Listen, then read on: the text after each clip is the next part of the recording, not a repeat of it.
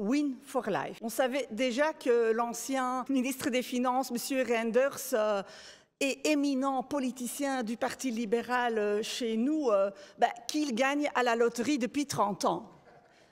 Il a été pendant 20 ans ministre, ça veut dire qu'il a gagné près de 20 000 euros par mois, et ici les 5 dernières années, commissaire européen, donc 30 000 euros par mois.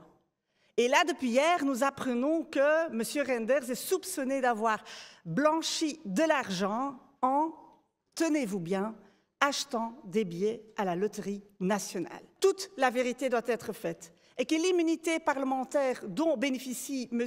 Reynders ne peut pas faire obstacle à cette enquête. Parce qu'un simple citoyen qui est soupçonné, lui, il ne bénéficie pas d'immunité parlementaire. Il y a 2 semaines, il y a eu soupçon de fraude au CPS d'Anderlecht. Et là, le MR, ils étaient là. Hein. Mais aujourd'hui, quand c'est votre propre parti, là, on ne dit rien, on n'entend rien. Hein.